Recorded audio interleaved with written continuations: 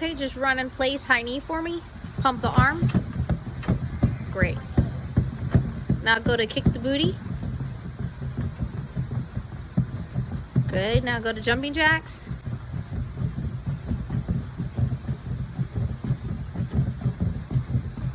Good. Go to, okay, just run in place, high knee for me.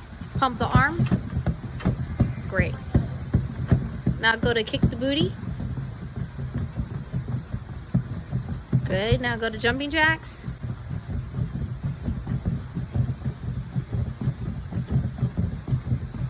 Good. Go to, okay, just run in place, high knee for me. Pump the arms. Great. Now go to kick the booty. Good. Now go to jumping jacks.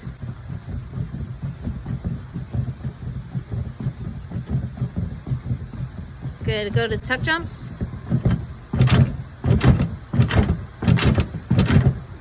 Go to split jumps. And split on the other side. And straddle jumps. Of course, she's on a spring floor right now, so we do a combination of these things. It might have to be land, push, land, push.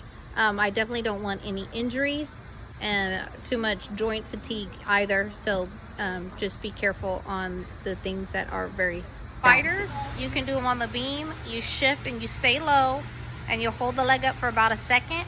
You want to keep the feet wider than the shoulders when you do this, and you shift and lift for 1 second, shift and lift for 1 second. Floor jacks.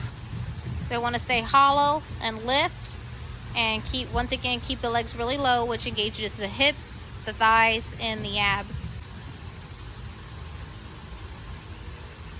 There we go. This is a great hip isolation. Keep the foot about 1 inch off the floor, a couple inches off the floor. Keep the shoulders pressed, and you lift that as high as you can with the goal of not lifting the other hip off the floor. Okay? This is Madeline. Very good. Now roll to your stomach and show us the ones on your stomach. And these are the side lifts on your stomach. Once again, only a few inches off the floor, and you're gonna go as far as you can without compromising any body position. Go ahead and go to the other side.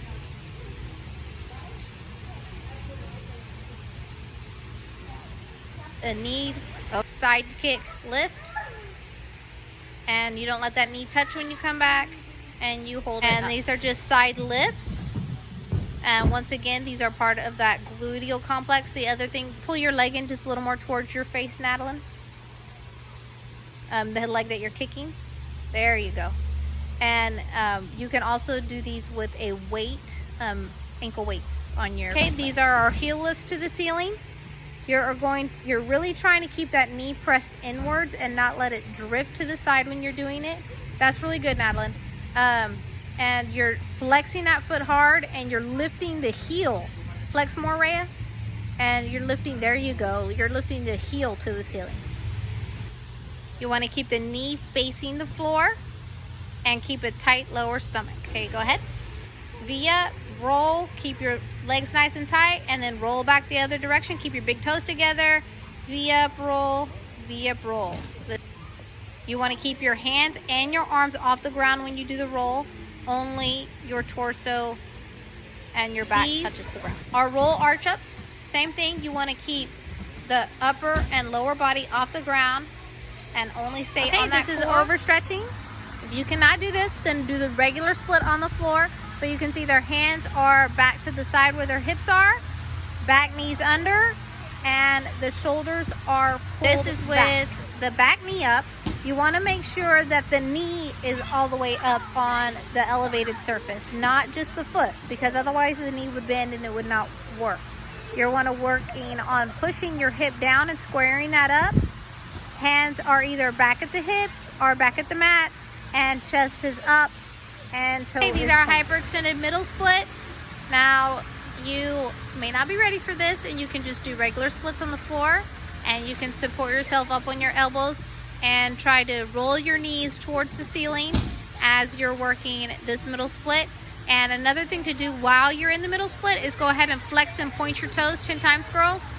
And that'll just help you slowly work it down.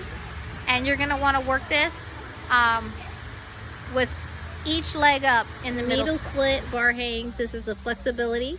And you wanna press the face really up against that leg and hold. And after you hold for a little bit, then you're gonna do small pulses with your back leg and try to press it down.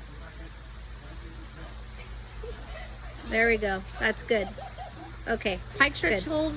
Okay, so her feet are up against the bar, face and chest against the leg. Drill. She's popping 5 of these. She does the opposite leg to work the legs evenly. And straddle.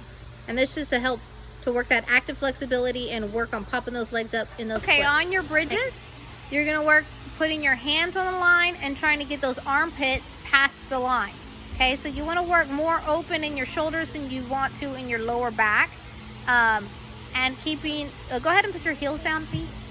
You can keep your heels down and you don't have to fully push your knees straight.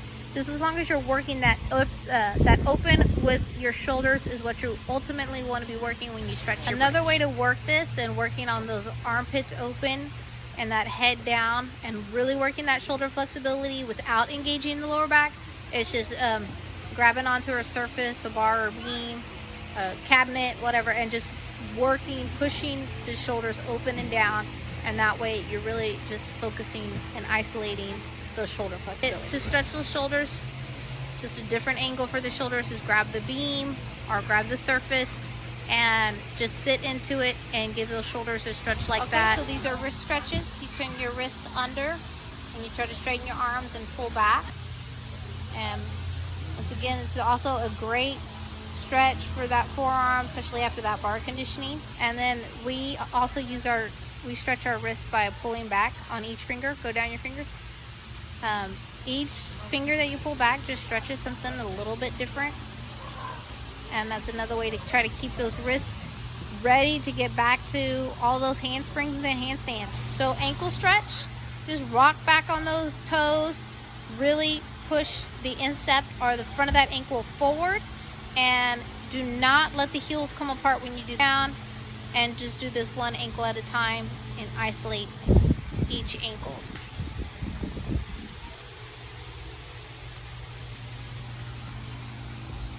And of course, this is just runner stretch the calf out, and that is a good position. And then another stretch to do for that is go back to the other leg and you drop into that heel and then slightly bend that knee, which stretches a whole different part of that calf muscle. Gets more of the soleus in there.